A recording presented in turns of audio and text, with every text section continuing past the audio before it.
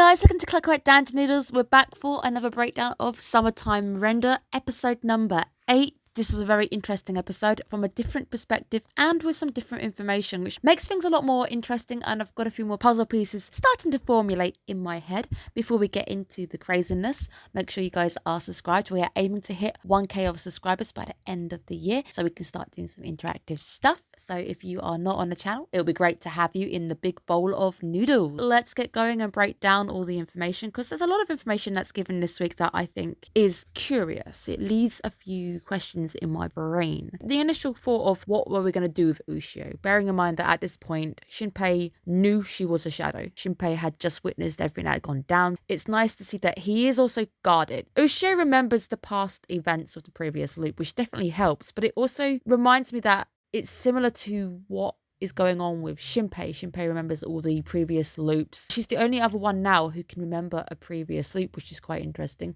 Would like to know what happened to her in the first few loops, because she only appears in the recent 4-5 loops. Where was she before that? Something is not right about Shinpei, and I think Shadow Mia initially said, oh, he's something, and we don't hear the rest of the story. But now we've got Ushio, who is acting very different from the other shadows, who can remember the previous loop, which definitely helps to have an ally on a team. It ensures that she knows what's going to go on. She is a shadow, but she doesn't quite seem to realise it initially until it's pointed out to her. Not part of the I want to kill everybody plan, which is a relief, but it could be the hidden piece. Ushio could now be our key to figuring out bits and pieces about the shadows, because through her we learn about their weaknesses. And I like the awkwardness about trying to hide her initially from Mio and Alan. It's quite a fun experience to see them in the kitchen. I do think there's a little bit more of a lightheartedness to this week's episode, despite the fight between Ushio and Mio being quite graphic and gross. It's actually quite nice to have some fun pieces, some light heart moments when we've got a bit of comedy going on, which is quite nice. Ushio acting as presumably her identical. It's nice to actually get to know Ushio, getting to actually meet the real Ushio. The fact that she loves her food. We've got some very cute reactions. Shinpei just touches the shadow instead of trying to stab it. That tiggles, which is quite nice to see that there's that aspect of the shadow being touched and what it maybe feels like, all with Shinpei being on edge. But the sad aspect is seeing Ushio accepting, I'm a monster. Everybody I love, all my family think I'm a monster. They think I'm dead. They've acknowledged that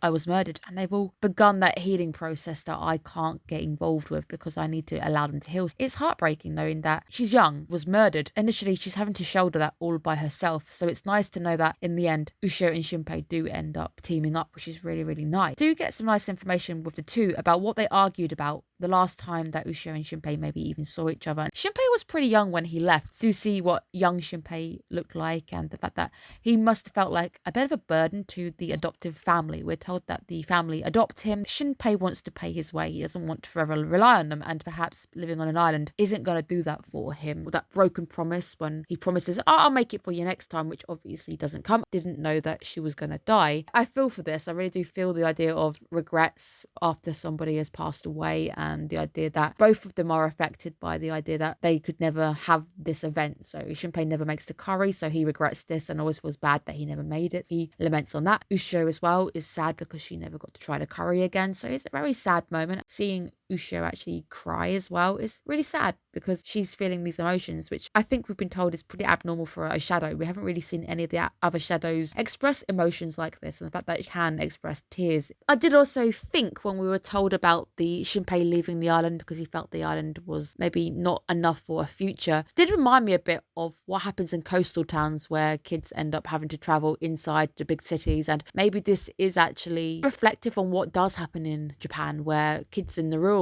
aspects of Japan end up traveling into big cities because they want to find a future. They don't want to be stuck doing things like rural groundwork. Maybe this is a bit of a nod to that. People on the island end up leaving. It also does bear a little resemblance to When They Cry, Higurashi, and I know I said I wasn't going to bring it up too much. It's difficult to do because there's a lot of similarities between them, and the aspect of one person wanting to leave the island in Higurashi is what spurs a lot of the events. Shin's leaving the island may have spurred some events. I can't say it did because I don't know know enough yet, but it definitely seems to be a key aspect in something happening. Usho has pledged that she wants to become an ally to Shinpai to help stop this event happening. Her being in this form allows us to understand what she can and can't do. She can't copy people, but we have been told that only Mio's shadow really has that ability. That's her unique ability. It's abnormal for them to be able to copy as much as they can, so we know it takes a toll on them and they need to have a certain amount of energy to do so. We were told initially by that four-armed shadow that it's useless to try even stopping things. Now that we've got Usho with a mystery voice saying that Shinpei is the one who can save them, is it all lost? Is hope really all lost? Is it really a done deal? Fate is done and you can't change it? That is what we're fighting against. That's going to be the big question of the anime. Usho screaming about being nude, even before the fight begins,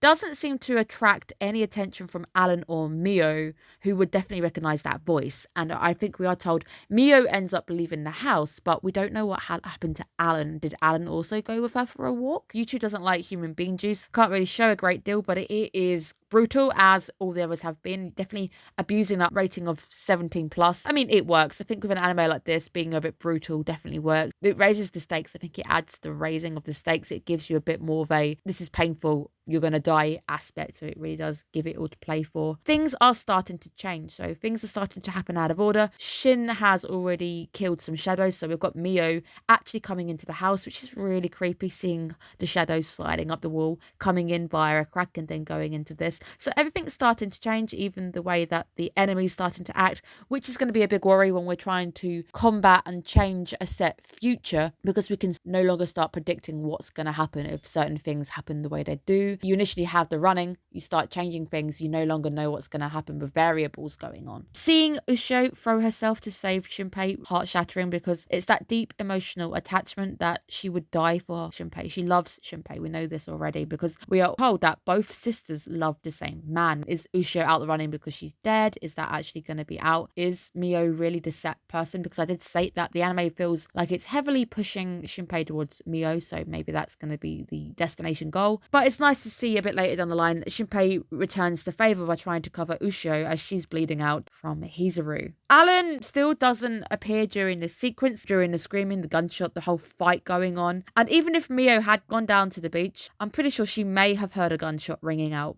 But it's all new activity because Shin no longer ate with her at the table and there's no longer talk about Usho. Shin was initially the one who went to the beach to clear his head. This time it's Mio who's gone to the beach to clear her head. Things are changing.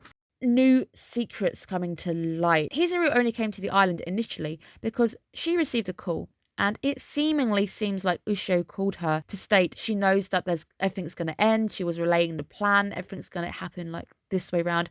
Only Shin can save them. The shadow Usho doesn't have any recollection of this. Was it the real Usho who called her? Did somebody else call her? What's going on with this? Because something is now starting to not add up. We haven't got all the full pieces to work this out, but we're getting a bit more of an order. Hizuru only comes to the island in the first place because of this call. The person on the phone who has Usho's voice recalls Hizuru knew about the plan, but Shadow Usho doesn't recall Hizuru, doesn't remember her, and says, sorry, I don't know anybody with that size boobs. He also doesn't recognize the face. Shinpei ends up siding with Usho, and that sadly does end our team up, which is quite sad because it felt like we were finally getting a nice little team together. Maybe they're stronger in units and having a big group would have been bad. Can Hizuru beat the fated death that occurs on the 23rd? Mio is seen to be crying on the phone, but this time around she's not going to be waking up Shinpei. More things starting to change. What's going to happen because of this? If Shinpei is now spending time with Usho, Mio isn't spending as much time with Shinpei, but we do get the shell giving again. We don't have the chat at the table this time around as well. So a good thing to remember as well,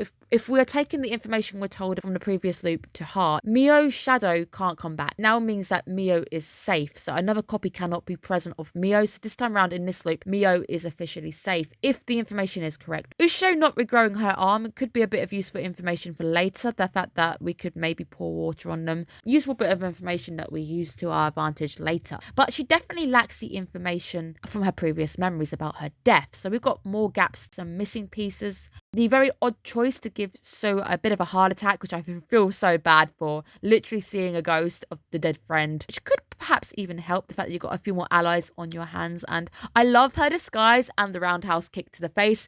Just little nice moments this episode. A little bit of breaking the tension, because it's quite a heavy story. So I feel like we do need these little light-hearted moments of kicking him to the ground. That's quite nice. But Usho definitely doesn't remember her death, doesn't also know the password. So the password was changed. Whether this was her, was it her real self doing it? She has no recollection of calling Hizuru. Perhaps as well, maybe there are some missing details. She can't remember her death. Why did it change? Why was the pin code suddenly changed last minute? What is this magical video gonna show? We've now got a new bit of information. I was hoping they were gonna unlock the phone. Sadly, her not knowing a password means if they don't find her next time and she perhaps doesn't show up, we still can't unlock into the phone because we don't know what password it is, because she doesn't know what the password is. So lots of interesting information. Can't wait to see where we're going, because this time around it seems like we've got a few more elements. Ushio remembering things will make things easier, because at least Shinpei's always going to have somebody each loop who knows what's going on, who can find him and now hopefully help put in any big plan changes that we need. The big question will be, can we push the start date forward? Can we start earlier and earlier and maybe eventually save Ushio from dying? A great episode. I had fun with it. Lots of interesting things to now mull over, go think about. Thank you guys for tuning in. I hope you're having a good weekend.